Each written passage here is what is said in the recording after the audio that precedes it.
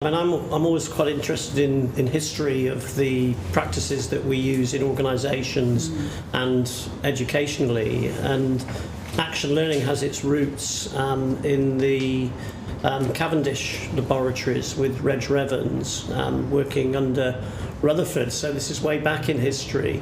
But there were 9 Nobel Prize winning scientists all working together.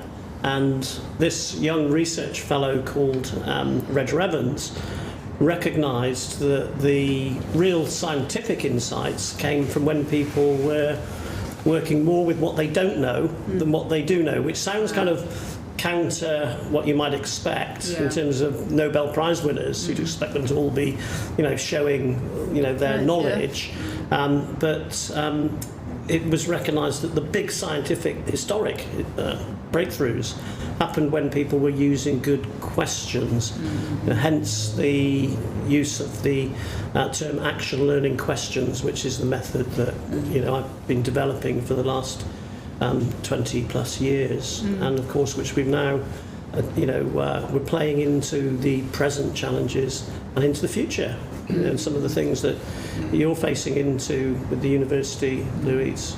And I think that sort of you're giving that sort of snapshot of the history behind action learning is just so insightful in terms of where it's come from and where it is now.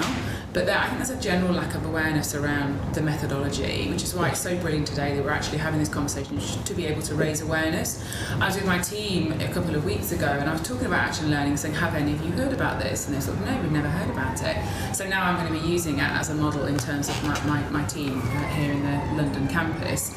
But I think one of the things that's so powerful about it, and I felt that I haven't got a scientific background, and so I didn't have that level of expertise in terms of interacting with those that do have that scientific background. However, we level the playing field using action learning, and everybody there can be on an equal footing. Yes.